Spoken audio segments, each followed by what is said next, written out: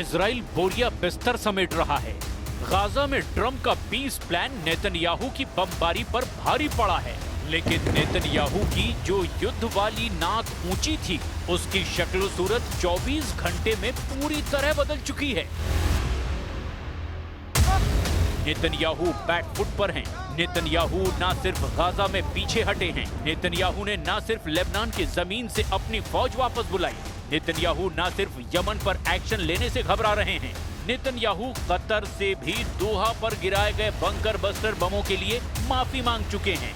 लेकिन Netanyahu back foot पर हैं और इसे लेकर सबसे बड़ी खबर व्लादिमीर पुतिन ने दी है।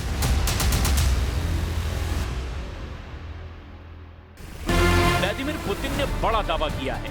दावा ये कि इजराइल ने उनसे गुजारिश की है कि ईरान को एक मैसेज दे दें। मैसेज ये कि इजराइल अब ईरान के साथ युद्ध नहीं चाहता। यानी इजराइल पुतिन के जरिए खामनेई से कह रहे हैं कि अब वो युद्ध नहीं करना चाहते। यानी इजराइल पुतिन के जरिए खामनेई से कह रहा है कि अब वो युद्ध नहीं करना चाहता। पुतिन का ये दावा नेतन्याहू को लेकर बहुत बड़ा सिग्नल दे रहा है। 13 जून को ईरान और इजराइल का जो युद्ध शुरू हुआ था, जब ईरान की मिलिट्री लीडरशिप को एक झटके में इजराइल ने खत्म कर दिया था, और उसके बाद ईरान के मिसाइलों ने वही हाल तेल अवीव और हाइफा जैसे इजरायली शहरों का किया। अब नेतन्याहू उस ईरान का सामना नहीं करना चाहते। व्लादिमीर पुतिन ने ये दावा ताजिकिस्तान में किया है। राजधानी दुशांबे में सेंट्रल एशिया रशिया के बीच शिखर वार्ता के दौरान पुतिन ने ईरान को लेकर इजराइल का रुख बताकर सबको चौंका दिया।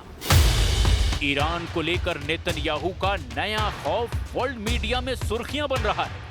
पुतिन के हवाले से यही खबर छप रही है कि नेतन्याहू अब ईरान से युद्ध नहीं चाहते। ईरान को लेकर नेतन्याहू की मजबूरी क्या है? ईरान को लेकर नेतन्याहू क्यों इतने बेबस नजर आ रहे हैं? इस वक्त नेतन्याहू की स्थिति गाजा से लेकर तेहरान तक क्यों कमजोर नजर आ रही है?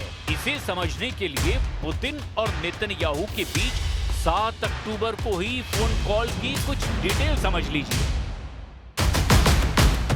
इस फोन कॉल को लेकर रिपोर्ट है कि नेतन्याहू ने पुतिन से कहा कि आप ईरान को फाइटर जेट और बाकी हथियार ना सप्लाई कीजिए, और ईरान और रूस के बीच इस वक्त सुखोई 35 की डील को लेकर बात चल रही है।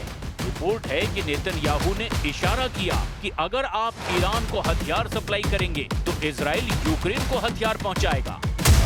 इस फोन कॉल की सबसे अहम बात यह है कि नेतन्याहू इस वक्त कमजोर नहीं दिखना चाहते। वो बताना चाहते हैं कि गाजा से लेकर ईरान तक युद्ध को लेकर जो कुछ हो रहा है वो उनकी शर्तों के हिसाब से हुआ है। हमास को लेकर नेतन्याहू ने ऐसी बात कह दी है जिससे उनके हमास के खिलाफ स्ट्राइक रेट पर सवाल उठना लाजमी है। חמאס הסכים לעסקה רק כשהרגיש שהחרב מונחת על צווארו, והיא עדיין על צווארו. החמאס הסכים לעסקה רק לאחר שתוכנית טראמפ, שעליה הסכמתי עם הנשיא בוושינגטון, בודדה אותו בינלאומית באופן חסר תקדים. בשלב הנוכחי של התוכנית, אנחנו ממוקדים בשחרור חטופינו. 735 दिन के युद्ध में इजराइल ने गाजा पर 1,10,000 टन बम बरसाए। इस बमबारी में 67,000 लोग मारे गए, जिनमें 20,000 से ज्यादा बच्चे थे। इस बमबारी में 2,500 परिवार पूरी तरह से खत्म हो गए।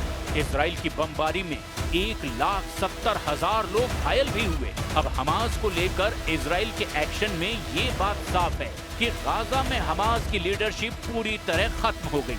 लेकिन इजराइल हमास के लड़ाकों को फिर भी खत्म नहीं कर पाया, क्योंकि गाजा में हमास के लड़ाके हमेशा इजराइल पर हमले के लिए तैयार बैठे नजर आते हैं।